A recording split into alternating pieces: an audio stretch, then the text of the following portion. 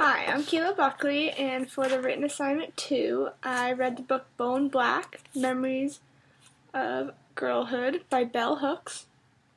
To briefly explain it, switching together girlhood memories with the finest threads of innocence, feminist, intellectual, Bell Hooks presents a powerful, intimate account of growing up in the South, a memoir of ideas and perceptions. Bone Black shows the unfolding of female creativity and one strong-spirited child's journey towards becoming a writer. She learns early on the roles women and men play in society, as well as the emotional vulnerability of children.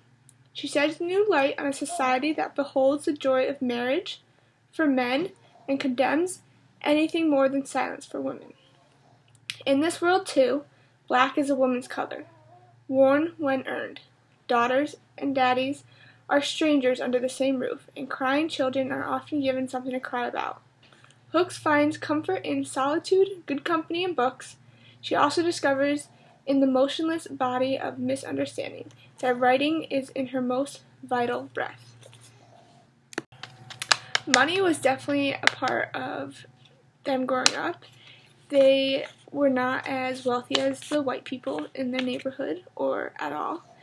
So certain situations they would have to work instead of getting paid. They would get paid to do stuff. For example, she wanted to play piano when she was a child, but her parents couldn't afford it, and so her mother had to clean the house of the woman that taught her to play piano instead of exchanging money.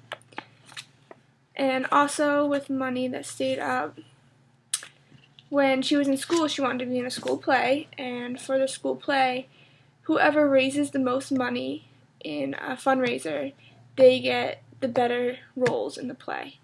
And so a lot of the white people had money and could fundraise for it, and those were the ones who got the good parts in the play.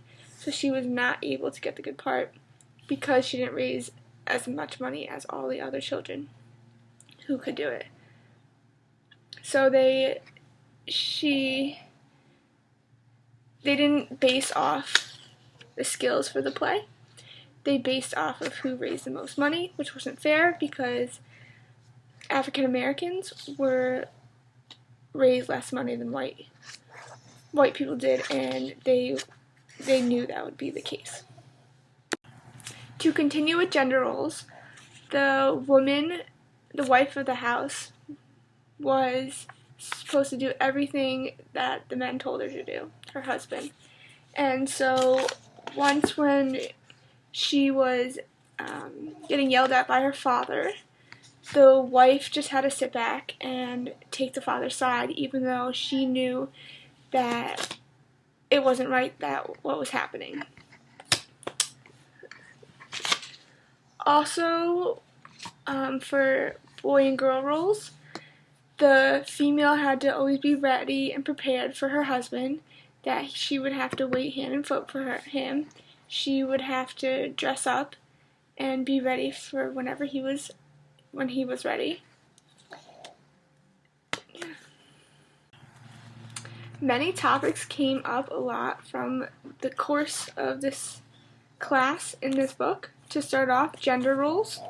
When she was like a child, she and her brother used to play with a wheelbarrow, and it was always said that he had to be the one pushing her because she was the princess and he was the prince, and she had to be taken care of by him. And the adults would frown upon it if the brother took over and was pushed by her. And so one day they went around the corner and they thought no one was looking, so they switched, and she didn't mind pushing him, but the parents saw and he got in trouble, and they said if they ever saw it again that the wheelbarrow would be taken away from them. Also, when they were playing, her brothers were playing on the floor with marbles, and she was told that the marbles were a boys' game, not a girls' game, so she wasn't allowed to play. She had to go play with her Barbies. When she was growing up, through her stories, she would talk about a lot of the difference of the black and white privileges, and whites had more privileges than blacks back then, And so she remembers when she was a kid, she would have to walk to school as she would see kids, white children riding the bus, and the bus would drive right by them, but they were not allowed to drive in the bus. But towards the end of the book, and they also went to different schools, blacks and white children, and the black children were not allowed to go to school with the white kids. And towards the end of the book, they became segregated, and they were able to go to school together. But since they were different races, and it was new to them, many of the black children were afraid of going to school with the white children because they would believe that they would get discriminated against. Yeah. When she was in school with children of other races, she became friends with this white male, and she asked her parents, and he asked his parents if they can hang out, and after a while they said yes. And so they're driving, he picked her up, and they were driving through the neighborhood, and they saw that a white male was driving around with a black woman, and people tried to drive them off the road because they didn't think that was acceptable, and they got so many looks from being together. Yeah. Since she was growing up, she was always told that she would have to get married, and at one point, when she was 16, she didn't want to get married. She thought being married wasn't for her, and she just never wanted to get married. She thinks that, like in a marriage, that the husband's at fault, and that the women should have equal rights, just like men do. But her mother always told her since she was growing up that she had to learn to cook and clean, and she had to be able to take care of her husband. And back in the day, whenever you would get married, you would stay married. Divorce was not popular back then. It was very uncommon, and it was definitely frowned upon in most communities. Another thing that was talked about is standards for women, and like when she was a child, she would have like pigtails and braids in her hair, and that kind of showed the innocence of it all. And when she grew up, she had to do her hair more, and she was always told that she was lucky because she had the type of hair that kind of was like resembled a white person's hair, that it was flat and straight, and not much had to be work had to be done to it. But so then when she started to do her hair, it was like kind of like a passageway to womanhood, and she had to be ready every day, just like all the women in her neighborhood had to be.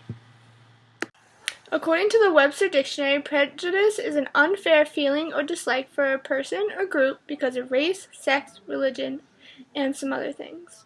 Throughout her childhood, her family and her were mistreated because of the color of their skin. They weren't able to ride the bus to get anywhere, they had to walk.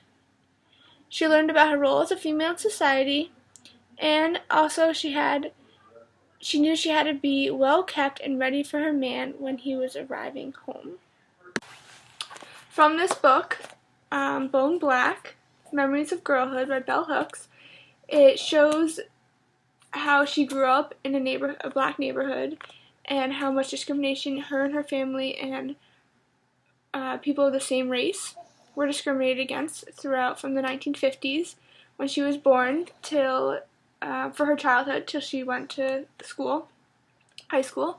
They started off as not being able to go to school with people of different color, and after a while blacks and whites were allowed to go to school together. This book also shows gender role and how it played a part in her childhood, and how she learned quickly to things that were acceptable when she was growing up, and what things weren't acceptable. So she would be accepted by everybody. And that is what Bone Black was about and how it related to our class.